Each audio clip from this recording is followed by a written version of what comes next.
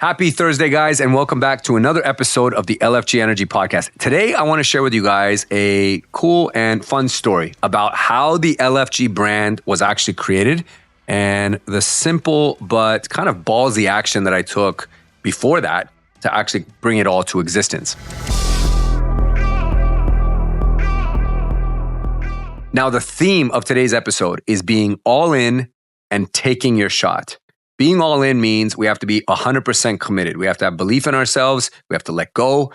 We have to move even though we might be a little bit afraid, but then actually be courageous enough to step forward. And that is the definition of courage. And then once we are there, you've got to take your shot, because if you don't, somebody else is going to take it. And if you don't seize the moment, it's going to actually seize you. Now, everything I share today, although it's a personal and fun story, I want you to be able to relate whether you are at a little bit of a crossroads in your life and feel like you're being held back either by fear or anxiety or something from actually taking a big step or actually committing to something.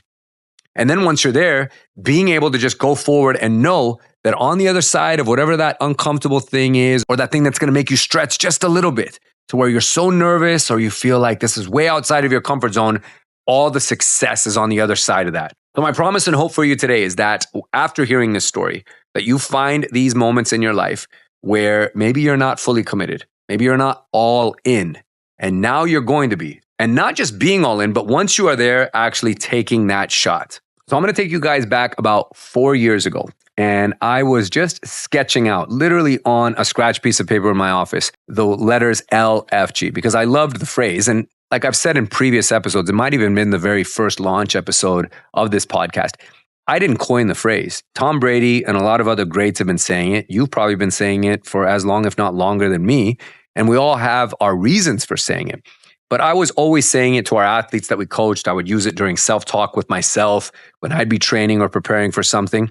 And I started scratching it out on a piece of paper and thinking, I've got to do something with this. There could be something here. Maybe I have a community that comes behind this, or maybe I use this for doing events. I wasn't quite sure, but I knew it would turn into something. And that's one key, guys, is that we don't always have to have all the answers. Sometimes when we have an idea and we're trying to think this whole thing out, we want everything to be perfect and all the dots to be connecting. And unless they do, we don't take any action with it. But a lot of times, if you just get going and just get started, which most people don't even do that much, the answers will come to you along during that journey. So as I'm scratching this out, I kind of table it, but it's on my desk and I can see it week after week. Now, fast forward. I go to an event in Las Vegas. It was a 3-day event. It was called the Momentum Builder, and it's a mortgage and real estate conference that's put on.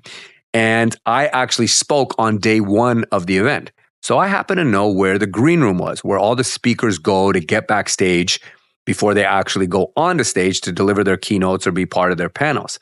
So that was day 1. Now, I knew on day 3 that Ryan Serhant, the biggest real estate brand in the world, was actually going to be speaking. And it was kind of like on my bucket list, if you will, at that point, because I developed this huge man crush for the guy that I wanted to meet him. And this was going to be a potential chance. Now, leading up to that event, I took a shot and sent him an email, because he always says in his YouTube videos, you can email me, ryan@serhant.com.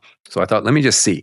So I shot him an email saying, hey, I'm going to be in Vegas. I would love the opportunity to just meet you and shake your hand, and maybe one day figure out a way to bring you out to San Francisco for an event. Well, no major surprise, he didn't write back. Now, it's not because he didn't want to. I think it was just because he's very busy and he probably gets thousands of emails a day, no joke. So I didn't take it personal that I didn't have a response, but I needed to take my shot there. So day 2 comes and goes, and now I know day 3, he's going to be the opening speaker on day 3, which is dangerous at a Vegas conference, because on day 3 of 3, most people are either hungover in jail or on their way home because they've been summoned by their spouse or someone. So the attendance can be a little bit low on that day. But in this case, it was actually a packed house because obviously people wanted to see Ryan Serhant. So just before the MC was about to take the stage, I was sitting down pretty close to the front, and I was with my main media lead at that point. And I said, look, I think I've got to take the shot here. Let me just try and sneak backstage. I know where the green room is. Let me go there and see if I can meet this guy. Because if I don't take this chance, I may not get something that's this close or this possible here again. The guy's in New York. He's always on some of the biggest stages in the world. I don't know if I'm ever going to be in the same town as him in the near future. So let me just do it. So I said, fuck it. and let's go in the spirit of let's fucking go energy, which is again, taking your shot, being all in and not holding back. So I walked right up to that green room area. Now, the two big security guards, imagine these really tall guys, and I'm not that tall, so everyone's kind of tall to me, but these guys were 6 foot something, weighed a good few hundred pounds. They were kind of mean, but I'd made friends with them, which is another key lesson, is make friends with everybody, everywhere you can go, because you never know when you're going to need them. And I approached them. I kind of gave them a nod. They remembered me from 2 days ago, so they thought I was just going back because they don't know the agenda. They just know they're not supposed to let anyone back there who's not speaking or credentialed to be on stage. So I get right through. I pass the first test. And I'm like, okay, step 1 is done. I open the door. Now I'm expecting Ryan to be surrounded by an entourage of people because, again, he's the biggest real estate brand in the world. Why wouldn't he be? But he was only surrounded by this one guy who's actually shorter than I am. And that's his videographer named Diego. So I see Diego and him there, and almost like it was fate, serendipity, whatever you want to call it, the door opens. I look and I happen to be staring right at him. He kind of looks right back at me, and I'm like, holy crap, that's Ryan Serhant. Like, it's him. And he looks at me and he kind of gives me this what's up nod. And he starts walking towards me. And I was like, oh my God, what am I going to say? Like, I don't know. I kind of had for a brief moment, and I don't get these that often, this starstruck little bit of nervous energy. I was like, what am I going to say? What am I going to do here? He walks right up to me, extends his hand and goes, hey man, I'm sorry I haven't had a chance to reach back. Now I was blown away, and I have no idea that this guy actually even knew who I was. And maybe he didn't. He could have, to this day, had me confused with someone else, but it was still pretty sincere that he did that. Now, the point of all this is I get back there. I end up filming a selfie with him. We talk for a bit, kind of exchange some personal notes because we have daughters that are around the same age. And I tell him, look, man, I really want to bring you out to San Francisco at some point. He says, look, man, let's try and talk afterwards because I have to go on stage now, but just hang back here. So I did. I hung back there. He gave his 45-minute keynote, and then he was leaving to fly straight back to New York.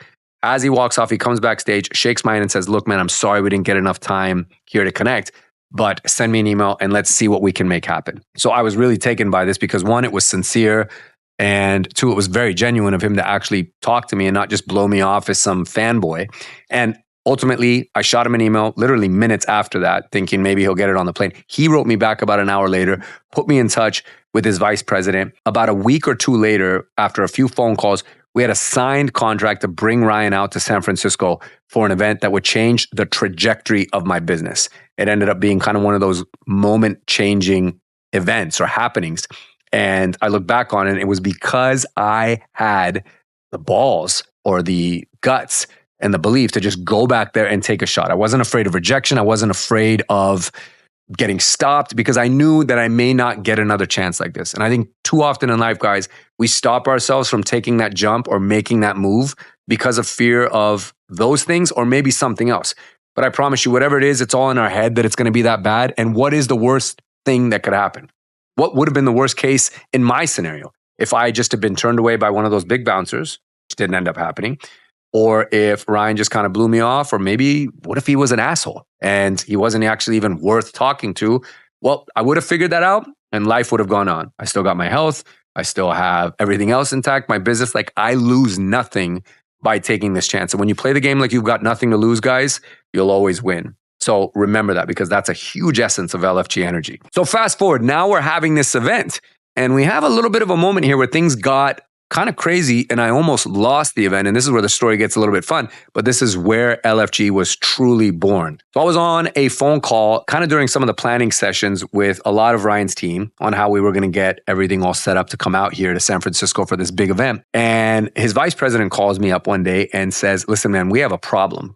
We didn't realize that you were a mortgage exclusive guy, and Ryan has a very strict and specific contract with a major financial institution, which I won't name here, where he can only do things exclusively with this financial institution in terms of partnership and branding and co-collaborating on events, and nothing else, because it's an absolute conflict with that entity. So do you have anything else we could use? And I'm like, well, my corporate office says mortgage in it. That's not going to work. They're like, well, do you have like maybe another entity or something? And all my entities, S Corps and LLCs, include some form of either the words capital, money, investment, international. So none of that was going to work.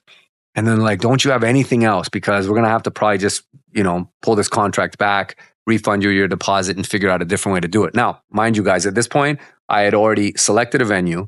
I had already built out a website. I had already started selling tickets to this event. And I'd already told half the world that I'm bringing Ryan Serhant to San Francisco because I was just so excited. Now I'm going to look like an idiot, like the kid who tells everyone at his school, I've got a circus in my backyard, only to be lying because I just want people to come over. And now they're going to be disappointed when they come over after school and there's no circus. So what do? I'm sitting there on the phone and I remember it like yesterday. And I just start glancing down at my desk and there's that scratch paper with the letters LFG. And they're like, don't you have anything else that could work? I'm like, as a matter of fact, I do. LFG Energy presents. That will be the host of the event. They're like, oh, perfect. What's that stand for? I go, exactly what you think it stands for. It's let's fucking go.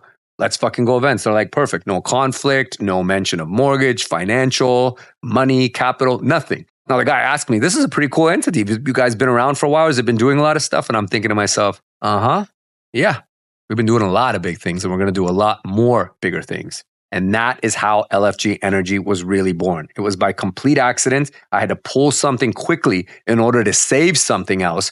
But the best stories in life, guys, the greatest success paths. And I don't even know where this is all going, but together with you guys and in listening to this podcast and continuing to share it with people and hopefully impacting more and more people's lives, LFG Energy becomes something very huge and transformational. But everything great was more often than not born out of either a complete accident, a mistake, a misstep, something that was not planned. And this certainly was not planned. I had no idea that walking back into that room that day was going to change the entire trajectory of my career and my life for that matter, and everything that I'm doing now with media and outreach and being able to impact and influence lives. But not only that, later when I had to actually save this thing and keep it all together, I literally just pulled on whatever I had in front of me, and it was this scratch pad that had LFG written on it. So from there, my good friend Matt Lepley helped us develop the actual logo for LFG Energy and also developed the logo for this podcast and everything else LFG related.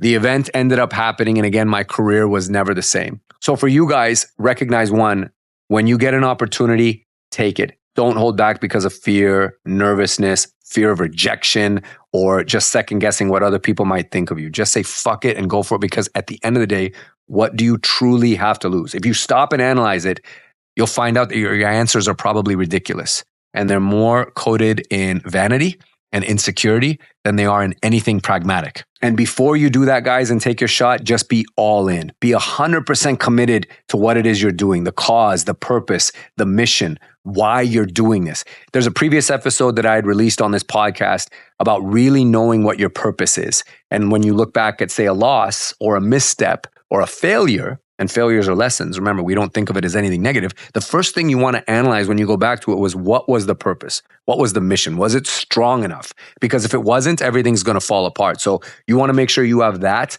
fully intact and into focus when you commit to being all in on something. And then again, guys, as a last note, once you're all in, take your shot. Because if you don't, somebody else will. And you don't want to live with that kind of regret. The regret of knowing that you didn't try, or that you could have or should have, or what would you have done, is so heavy. And that is something that cripples people. In fact, it's one of the greatest regrets of people who are dying. Many of them all list as their top 5 regrets that they didn't take enough chances. They didn't act in the interest of being happy. They always played it safe. They were always afraid of taking that risk. And nobody wants to get to the end of their life and be thinking that way. So in the spirit of LFG Energy, in the spirit of wherever you are in your life right now, recognize that you need to be all in for everything you guys are doing. And once you're all in, take your effing shot. I hope you guys got a lot out of this episode. And now you know the real true story of how LFG Energy was born, which again was a total accident. Kind of crazy and fun, but now it's turned into something special, just like most great things in this life. They all happen by accident. None of it was planned. You just keep walking, and along the way, the answers will reveal themselves to you. I'll see you guys on next week's episode, and thank you again for listening.